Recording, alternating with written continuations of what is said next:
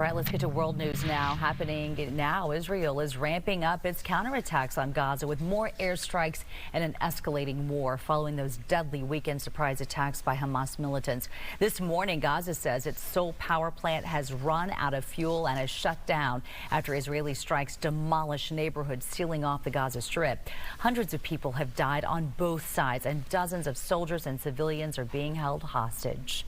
Now, the first shipment of U.S. weapons landed in Israel overnight, but continuing to supply America's closest ally in the Middle East could become difficult. Now, Fox's Lucas Tomlinson is in Washington with more on how uncertainty in Congress could slow down further aid.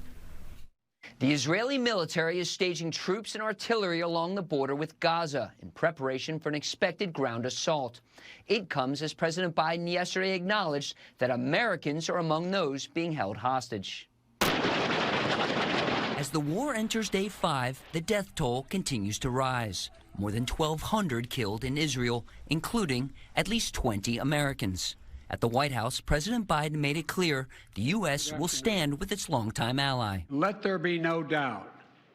The United States has Israel's back. We will make sure the Jewish and democratic state of Israel can defend itself. That includes resupplying Israel with weapons and ammunition, with the first delivery landing in Israel overnight. In addition, the USS Gerald Ford aircraft carrier strike group is now on station in the eastern Mediterranean in a show of force to deter the conflict from expanding in the region. Let me be clear. We did not move the carrier for Hamas. We moved the carrier to send a clear message of deterrence to other states or non-state actors that might seek to widen this war. The U.S. is supplying Israel out of current Pentagon stockpiles, but President Biden says he'll push Congress to allocate additional funding for Israel's defense. But Congress is at a standstill, as long as the House is still without a speaker. Well, it's a real problem. Not having a functioning House, not having a speaker is a real problem.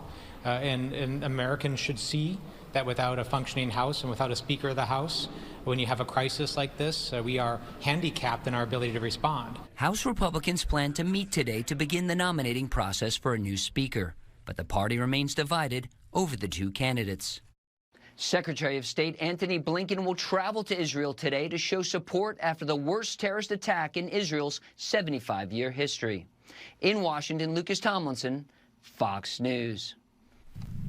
This situation certainly will continue to develop. You can head to our website anytime, fox26houston.com. We will continually update that, including ways you can help anybody overseas. You can also download the free Fox 26 News app to get news alerts sent right to your phone.